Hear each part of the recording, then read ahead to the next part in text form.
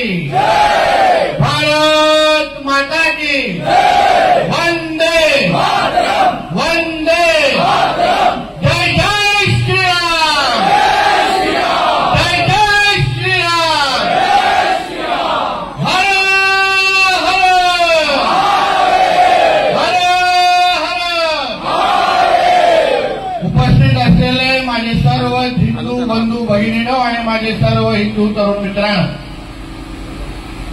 आज आपल्या धाणूमध्ये येऊन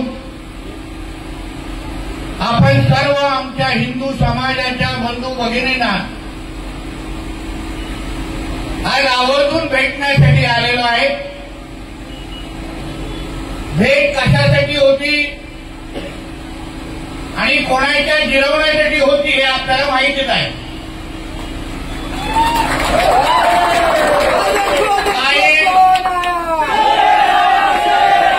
काही लोक इथे लायकीप्रमाणे जास्त गोळा व्हायला लागलेले आहे, ते विसरून गेले जे काही जिहादी मानसिकतेचे एका हिरवे सारखे इथे काही गोळा झालेला आहे, ते विसरून गेले आहेत की हे आमचं हिंदू राष्ट्र आहे आणि या हिंदू राष्ट्रामध्ये हे सर्व धर्म समभावची टिपणी आम्ही वाजवणार नाही।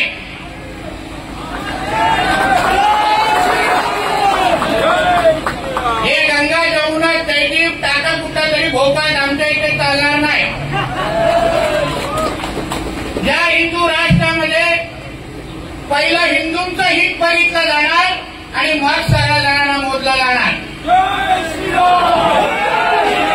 आणि आज या महाराष्ट्रामध्ये हिंदुत्वाने विचाराचं सरकार तुमच्यासारख्या असंख्य हिंदू समाजाच्या लोकांनी निवडून दिलेलं आहे।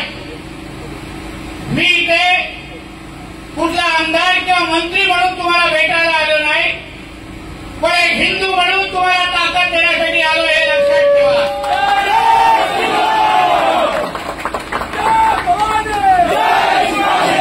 म्हणून कोणी जे कोण माझं भाषण ऐकत असतील, कारण का मला माहिती आहे मस्जिद में छुप छुप के हमारा भाषण सुनते हैं सब लोग।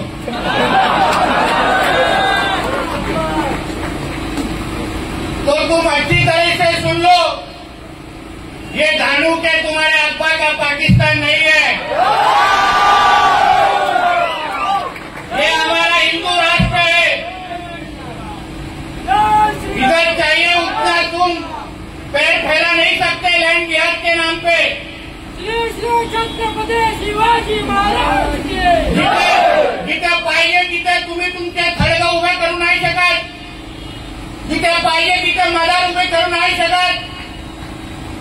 आमच्या या हिंदू राष्ट्रामध्ये डॉक्टर बाबासाहेब आंबेडकरांचं संविधान चालणार, तुमच्या शरिया लागू कायदा नाही लागणार इथे। ते शरिया कायद्याची एवढी तुम्हाला खात असेल ते जावा तुमच्या इस्लामाबाद कराचीमध्ये, तुमच्यासारखी घाण आम्हाला इथे नको आहे। इथे राहायचं असेल तर डॉक्टर बाबासाहेब आंबेडकरांचं संविधान माना। आमच्या या हिंदू समाजाकडे कोणीही वाकड्या नजरेने पाहिलं, माझ्या एक हिंदू भावाच्या डोक्यावरची काय पट्टी लावली, उसका तो चुन चुन के हिसाब लिया जाएगा हे लक्षात ठेवा।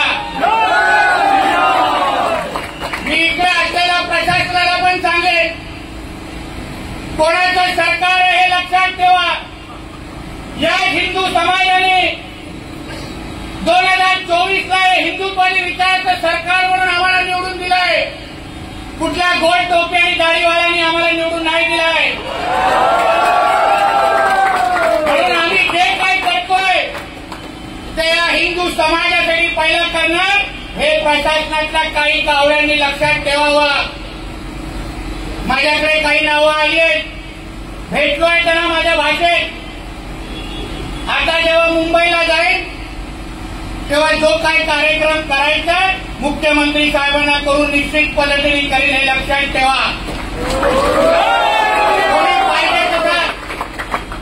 महापालिकेमध्ये बसतात, कोण पोलीस खात्यामध्ये बसतात. पोलीस खात्यामध्ये बसलेल्या अधिकाऱ्यांनी समजून घ्यावं, मोजक्या काही 1-2 अधिकाऱ्यांमुळे आमचं पोलीस खातं बदनाम होता कामा नये. आमच्या मुख्यमंत्री देवेंद्र फडणवीस साहेबांकडे ते खातं आहे, म्हणून कोणालाही आमच्या फडणवीस साहेबांचं नाव खराब करायला आम्ही देणार नाही. म्हणून वेळेत जे काय आता तिथे स्ट्रक्चर बघून आलोय, मदरसाच्या नावाने जे काय खडगं उभं केलंय ते वेळेत अगर उभं केलं नाही तो फिर देवा भाऊ का बुलडोजर इधर आना पडेगा.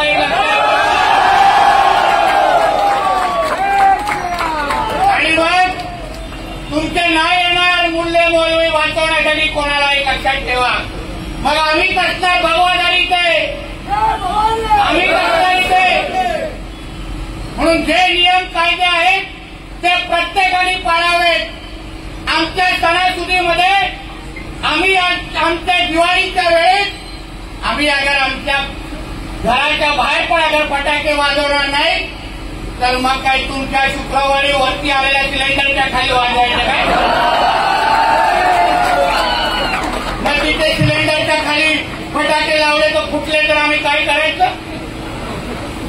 काय त्याला काय आहे औषध? मग यापेक्षा तुम्ही तुमचे सिलेंडर तुमच्या इकडे उभे करा, आम्ही आमच्या इथे फटाके फोडतो. आम्ही नाही करत अशी मस्ती तुमच्या ईद आणि मोहरमच्या वेळेस करतो का आपण? गपचूप करतात ना ते लोक त्यांच्या मिरवणुका आणि सगळ्या त्यांचे जुलूस. अगर धारूच्या हिंदू समाजाने ठरवलं तर एक पण इथे जुलूसची मिरवणूक निघणार नाही, एवढी ताकद या सगळ्यांमध्ये आहे. पण आम्हाला वातावरण खराब करायचं नाही. आम्ही तुम्ही जसं आपल्या सणासुदी साजरा करतात, तुमचे ईद आणि मोहरम साजरा करतात, तसं आम्ही पण आमचे दिवाळी आणि आमचे सण साजरा करतो. मग तिथे काही मस्ती होता कामा नये. म्हणून काही गोष्टी मी इथे जेव्हा आलो तेव्हा काही लोकांना समजलं पाहिजे. मी असा की येत नाही, मी व्यवस्थित तयारीमध्ये येतो, एक लक्षात ठेवा. आणि म्हणून यापुढे माझ्या हिंदू समाजाच्या कुठल्याही माझ्या तरुणाकडे किंवा कुठल्याही व्यक्तीकडे कोणी अगर वाकड्या नजरेने पाहिलं ना तर मग तिसरा डोळा उघडायला लागेल, एक लक्षात ठेवा. ते जास्त लोकांना नाही परवडणार. आम्हाला वातावरण बिलकुल खराब नाही करायचंय. म्हणून जे जे अनधिकृत जे काही थडगे मदरसाच्या नावाने बांधून ठेवलंय ते योग्य वेळ काढून टाका. मी इकडच्या प्रशासनाला पण नगर परिषद प्रशासनाला पण सांगेन, कायदा जो तुम्ही हिंदूंना लावता तोच अन्य लोकांना मुसलमानांना तुम्ही लावला पाहिजे. एकाच लोकांना कायदा आणि दुसऱ्या लोकांना सगळं बेकायदे धिंगाणे घालायला नाही द्यायचे इथे. म्हणून ह्या निमित्ताने आपण सर्वजणांना मी एवढाच विश्वास देतो की सरकारचा प्रतिनिधी म्हणून एक हिंदू समाजाचा नागरिक म्हणून तुम्हाला विश्वास देतो की कोणीही तुमच्याकडे वाकड्या नजरेने बघणार नाही. एवढी ताकद तुमच्या ह्या निवडलेल्या सरकारमध्ये आहे. काही चिंता करू नका, तुम्ही बिंदास राहा इथे. कुठले काय मागे पुढे असेल तर जसं आज आलो ते नुसतं ट्रेलर दाखवण्यासाठी आलो, पुढच्या वेळी पिक्चर दाखवण्यासाठी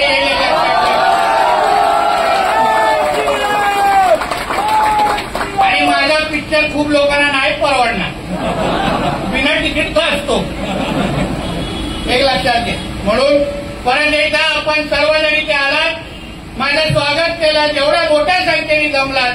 ही ताकद, ही एकता, ही एकजूट ही आपल्या हिंदू समाजासाठी महत्वाची आहे. ज्या ज्या माझ्या हिंदू समाजाच्या तरुणांनी त्या दिवशी एकत्र आले आणि त्या दिवशी ते फटाके फोडले त्यांना मी मनापासून त्या सगळ्या वीर तरुणांचं मी मनापासून अभिनंदन करतो. या अशाच एकजुटीमुळे हिंदू समाजाकडे कोणी वाकड्या नजरेने बघू शकत नाही. म्हणून परत एकदा आपल्या सगळ्यांचे आभार मानतो, इथेच सांगतो. जय हिंद, जय महाराष्ट्र आणि होत आहे काय जय श्रीराम. सगळ्या जणांनी आपला मोबाईलचा टॉर्च ऑन करा, होऊन जाणार तिथे आवाज येऊन का शुक्रवारी सगळ्यांनी ऑन करा.